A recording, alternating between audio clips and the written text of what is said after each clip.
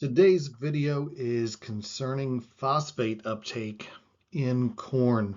And one of the beauties of agromodus is that we get to see plants from across multiple states, multiple soil types, multiple environments, and how they differ from one place to another. And we're going to look at three different fields of corn that were tested this past year, three different places, three different states, three different management types, but they're all the same variety.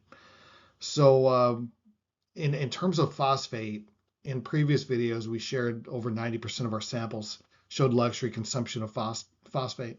And I've had some questions about that as how do you identify that? And we do that in several ways. But I think you're going to see it yourself when I make a comparison to some of these fields. Now, there's a lot going on in this slide, so let me just show you a few things here. Field 1 yielded 268.3, and I chose another field that was in another state, but same variety that yielded very close to field 1. And we analyzed the plant phosphate uptake, and we analyzed the grain, and you see those and how they compare here. And you see field 1 did 268 bushels, and the grain had 67.6 pounds an acre of phosphate. Well, if you do 67.6 divided by 268.3, it accomplished that with 0.25 pounds per bushel of P2O5 in the grain. Now, removal numbers up here in the corner, I got this from a common grain removal app that's used, and 0.35 is what they are showing you as phosphate grain removal per bushel. And that's just the grain portion, okay? Well, field 2 in comparison did 3.4 bushels more, and the grain content of phosphorus was 101.3. Well, if I take that 0.25 grain pounds per bushel of phosphate and apply it to 271.7, they should have done that grain with 68.5 pounds an acre of phosphate, not 101.3. So right there is a good illustration of showing luxury consumption because I did not need that much phosphate to create that yield, see? So you have a 3.4 bushel acre difference. The plant pulled up way more. The grain pulled up way more.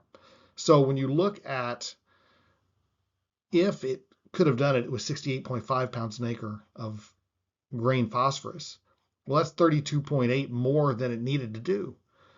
If you put that at 90 cents a pound of phosphate, you're almost $30 an acre of excess phosphate exported from this field via the grain just due to luxury consumption. All right, I hope that makes sense. That was a lot all at once. I want to add another field to the mix because we had another one that yielded almost the same. It was 1 bushel more. All right, again, a different state, but same variety. So it yielded a bushel higher. But look at the plant content, how much lower it was in field 2. So you had over 20 pounds less in the plant. And then just a small difference, eight-ish pounds less grain P2O5. So you see that luxury consumption really goes to the grain at a pretty high level. And your normal export of phosphorus, your harvest index of phosphate, ranges from 60-ish to over 70%.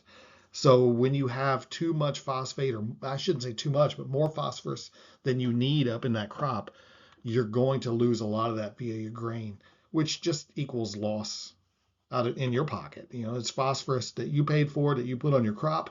The excess went to the grain, and then you're giving it away essentially. So let's line all three of them up, and you'll see one more piece of information because all three had excess levels of phosphate. Agromodus will show you what you needed to create those bushels versus what you have.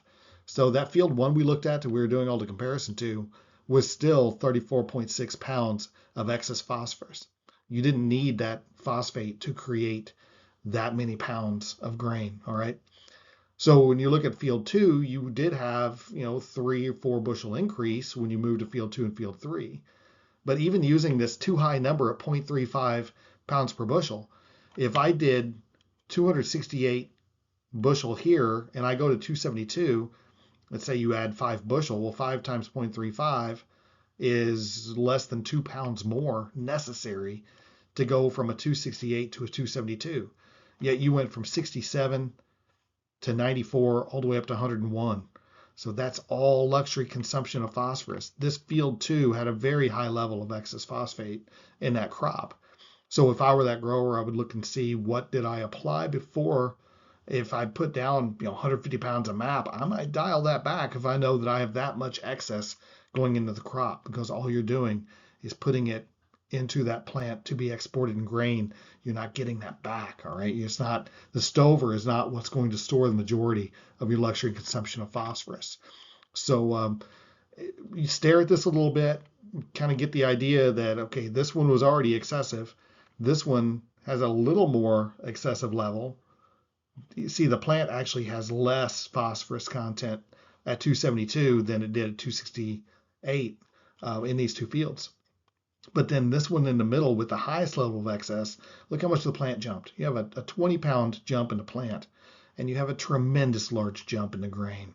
So when we see that, that's a trigger for that producer to look at that field, look at your crop, adjust your phosphate. You don't need phosphate sorbers. You don't need fancy phosphate solutions trying to get these into solution. If you already know you have way too much, what you need to do is strategically dial those inputs back, because your phosphate availability is not going to change greatly at times of peak uptake year to year. All right, so this gives you a good baseline, and you can make better phosphate fertility buying decisions this fall based on in season, because you can start getting this information very early. We can identify phosphate luxury consumption levels as early as V8.